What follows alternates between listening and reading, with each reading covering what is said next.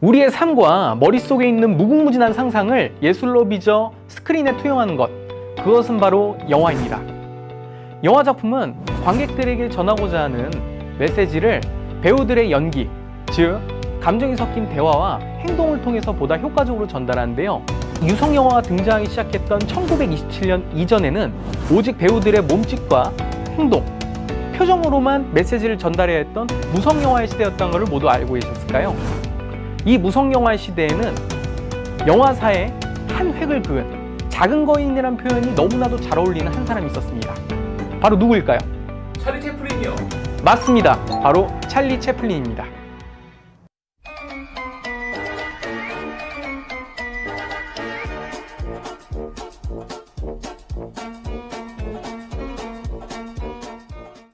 모두 찰리 채플린이라고 하면 우스꽝스러운 코수염과 펑퍼짐한 바지, 그리고 중절모를 쓴 유쾌한 리틀 트램프, 즉 불황자 캐릭터를 연기하는 그의 모습을 많이들 떠올리실 겁니다. 사실 그는 배우이면서도 영화 감독이자 제작자로서 영화 역사에 크게 기여한 인물이라고 합니다.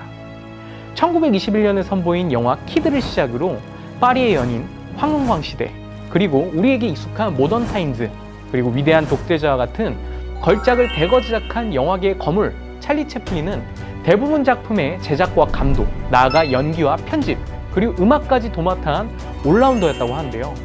그는 활동한 내내 자신의 영화에 완벽주의를 고집하면서 보다 창조적인 작품을 제작하는 데 끊임없이 몰두했다고 합니다.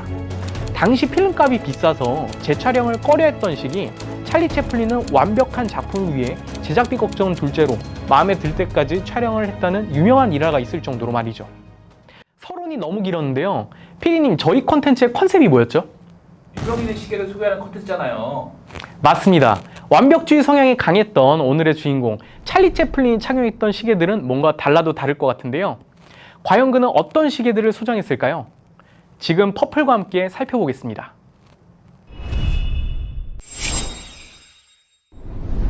(2007년 5월) 안티코너 옥션에 반짝이는 핑크골드 케이스의 IW 시계의 시계 한 점이 출품되었는데요. 당시 많은 사람들에게 크게 주목받았다고 합니다. 왜냐하면 오늘의 주인공 찰리 채플린의 시계였기 때문이죠. 완벽주의 성향의 찰리 채플린과 닮은 군더더기 없이 간결, 담백한 IWC 시계.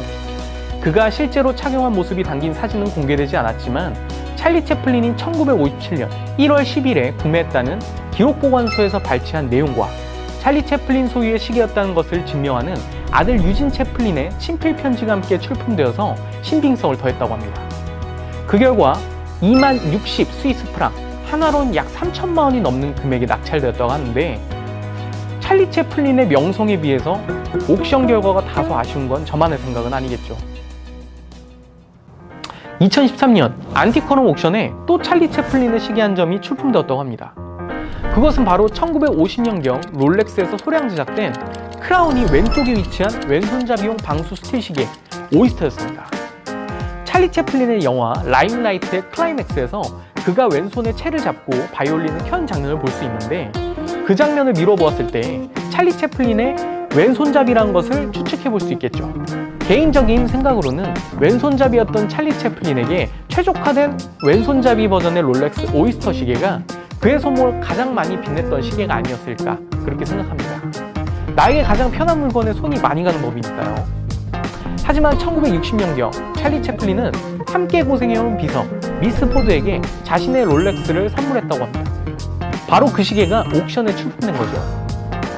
옥션 당시 왼손잡이 오이스터 시계가 찰리 채플린과 관련이 있다는 것에 신빙성을 더하기 위해서 시계를 상속받은 가족 구성으로부터의 편지와 과거 채플린이 시계 수리 관련된 서신, 그리고 오래된 사진 4장이 함께 출품되었다고 하는데요. 과연 경매 결과는 어땠을까요, 피디님? 참고로 예상 경매 결과는 12,000달러였다고 합니다. 그래도 채플린 시계인데 2만 달러? 아니요.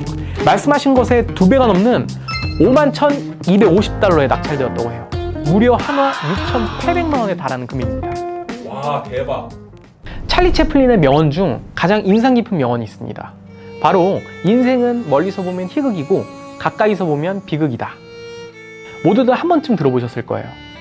앞서 이야기했던 찰리 채플린의 화려한 업적을 보면 그의 인생은 희극일 것만 같지만 가까이의 현실은 역시나 그렇지 않았다고 합니다. 찰리 채플린은 미국에서 활동 당시 누군가의 스캔들 조작으로 송사에 휘말리거나 제작한 영화 작품에 공산주의 사상을 옹호하는 메시지가 있다는 오해를 받아 미국 FBI로부터 크게 시달렸다고 하는데요. 결국 1952년이 된 해 그가 미국 생활에 염증을 느끼고 휴가차 영국으로 출국하던 중 미국으로부터 재입국 금지 명령을 받게 되었다고 합니다. 이를 계기로 찰리 채플린은 1952년 그의 아내 우나 오닐과 함께 8명의 자녀와 스위스로 이주를 결심하고 스위스 보주의 꼬르시에 쉬르 브베라는 지역에 정착을 하게 되는데요. 참고로 그가 타계하는 1977년까지 약 25년의 여생을 그곳 스위스에서 보냈다고 합니다. 당시 세계적인 스타였던 찰리 채플린이 스위스로 이주했다는 사실을 알게 된 스위스 정부는 시계의 나라답게 환영의 의미로 케이스백에 찰리 채플린에게 경의를 표하는 보정부가 라는 의미 있는 문구를 새긴 시계를 선물했다고 하는데요. 그 시계는 바로 예거르 쿨틀의 대표적인 알람 손목 시계 네모복스였다고 합니다. 하지만 찰리 채플린은 의미 있는 시계에 보다 의미를 담고 싶었는지 스위스 정부로부터 받은 시계를 훗날 큰아들 마이크 채플린의 14번째 생일을 맞이해 선물했다고 합니다. 아마도 아들 마이클 채플린에게 그 시계는 굉장히 의미 있는 물건이었을 거예요. 그런데 말이죠. 훗날 마이클 채플린은 아버지께 물려받은 그 소중한 시계를 평생을 함께할 그의 아내에게 결혼기념 사랑의 증표로 선물했다고 전해집니다. 의미 있는 시계에 계속 의미가 더해져 특별한 시계가 된 것이죠. 이 스토리는 시계의 존재를 세상에 알린 찰리 채플린의 손녀이자 마이클 채플린의 딸 카멘 채플린으로부터 알려지게 되는데요. 그녀는 그 시계를 보고서 부모님 두 분이 지금까지도 행복한 시간을 함께 하는데 큰 역할을 한 사랑의 부적이라고 표현했다고 합니다. 그럼 그 시계는 지금 어디에 있나요?